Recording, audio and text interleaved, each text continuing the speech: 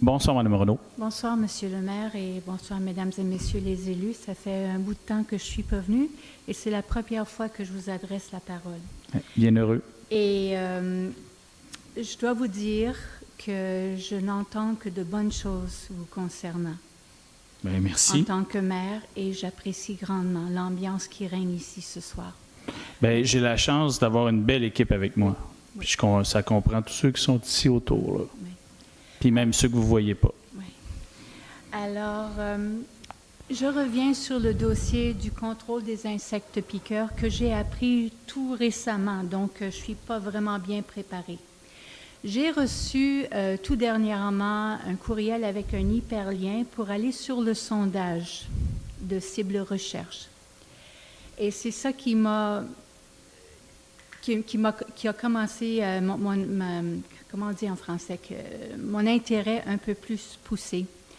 C'est que moi, je suis locataire. Et j'ai vu sur le site de la ville, j'y suis retournée encore cet après-midi et pour m'assurer que j'avais bien lu. C'est écrit, wait a minute, ce sondage est réservé aux propriétaires seulement et pas aux locataires. OK? Alors moi, je suis allée il y a quelques jours sur le sondage et j'ai vu ce premier constat-là. Êtes-vous propriétaire ou locataire? Moi, j'ai cliqué sur locataire et j'avais aucune question qui m'était posée. Et ça m'a un peu comme mis en garde. Je n'étais pas contente parce que je fais partie de la population de Trois-Rivières, puis il y en a des tonnes comme moi, là, des locataires. Je suis retournée aujourd'hui et là, j'ai triché. Oh, oui. Parce que moi, je suis de l'ancienne garde. Je veux dire, on te donne des consignes puis tu conformes à ça. Même si tu trouves que c'est pas correct ou que tu te poses des questions. Mais là, j'ai osé sortir mon côté rebelle. Et je suis allée sur le propriétaire et là, j'avais le droit à toutes les questions. OK?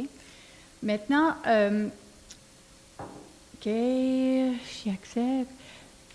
Quand je vois ça, et je ne veux pas critiquer le travail de qui que ce soit, tout le monde impliqué fait de leur mieux, il fait un super bon travail, je crois.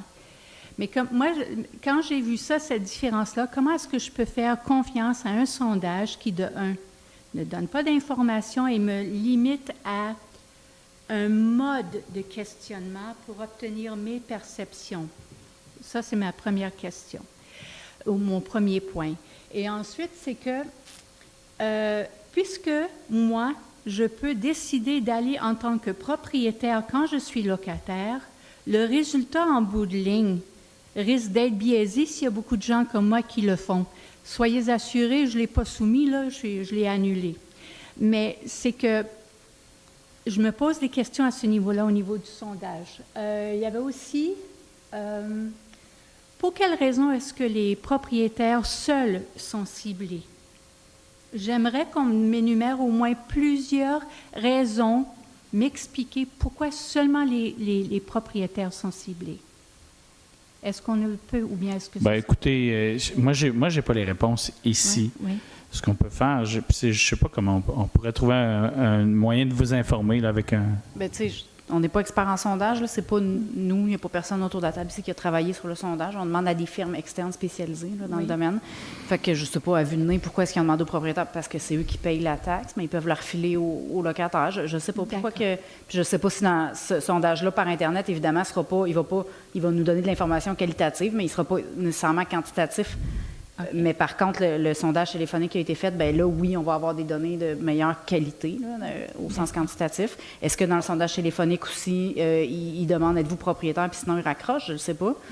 J'ai quand même confiance à la firme de sondage avec laquelle on fait affaire, mais effectivement, on pourrait leur demander de nous ventiler un peu, bien, de nous expliquer comment leur méthodologie a été faite.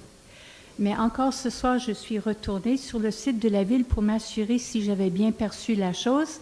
Et sur le site même de la Ville, ça dit réservé aux propriétaires, seulement aux propriétaires, là, à peu près dans ce genre-là. Alors, pour moi, c'est que sur le site de la Ville, bien, vous, les locataires, on ne vous considère pas. Je ne veux pas ajouter une note négative là-dessus. Non, mais ce que ça me dit, Mme Renaud, c'est que autant votre intervention que celle de M. Géroul ou Mme Bernier me dit que ben, on va devoir apporter quelques éclaircissements là, sur ce sujet-là. Il n'y a pas de problème. D'accord. Pour votre information, j'ai vérifié auprès de ma propriétaire aujourd'hui. Et elle m'a confirmé ce que je croyais, quoi. Elle m'a dit que pour sa maison, qui est une belle grosse maison, c'était 34 $ pour l'année 2019. Son logement où je demeure, son immeuble, c'est 16 logements et chacun des locataires payait en 2019, bien, c'est elle qui payait pour chacun des locataires 34 $ par logement. Et ensuite, bien, le coût nous était réparti, bien entendu. On comprend ça.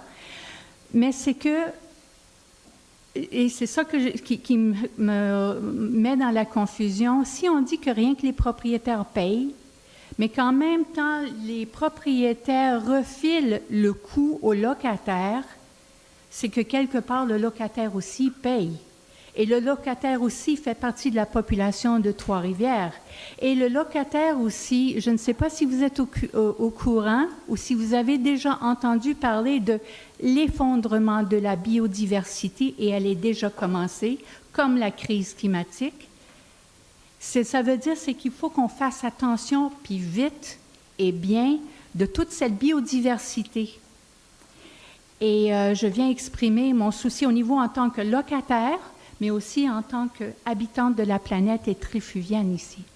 Bien, merci beaucoup. On va encore une fois là, assurer un suivi. Là. Je regarderai la forme que ça pourra prendre, mais on vous reviendra dans 2 semaines là-dessus. Je m'excuse. Je peux poser une autre parce que j'aimerais bien dépasser M. Hallé. Ça, c'est l'œuvre d'une vie, madame. C'est que prochainement, j'aimerais savoir, si c'est possible, la population des propriétaires de Trois-Rivières qui payent ces taxes-là et la population des locataires de Trois-Rivières qui payent indirectement ces taxes. Est-ce que ce serait possible, ça aussi? De savoir le nombre de personnes concernées par ça? Vous voulez savoir combien il y a de portes qui payent, puis lesquelles sont des propriétaires et lesquelles sont des locataires? Oui. Mais on n'a plus de rôle de valeur locative. Hein? Ça va être difficile. Ah oui? C'est comme juste le nombre de propriétaires, oui, mais le nombre de locataires, okay. Ça va être difficile pour nous. À l'occasion, on le sait, mais pas tout le temps. D'accord. France, vous auriez aimé... OK. Fait que oui, on pourrait sortir quelque chose. OK. OK. Vous nous laisserez votre adresse de courriel tantôt, si vous en avez une, on vous répondra. Une autre petite chose, je veux vraiment le battre, c'est que je suis diabétique, chronique, OK? Et ce que j'ai entendu dire sur le BTI, c'est que ça a un impact sur l'écosystème et également sur la santé, notamment des personnes âgées, mais aussi des personnes avec des maladies chroniques. Alors, c'est au nom de toutes ces personnes-là, parce que je m'en vais vieille, moi aussi, là, c'est au nom de toutes ces personnes-là que je parle ici et que je vous demande de reconsidérer sérieusement, de voir d'autres alternatives à l'épandage du BTI. Parfait. Merci beaucoup.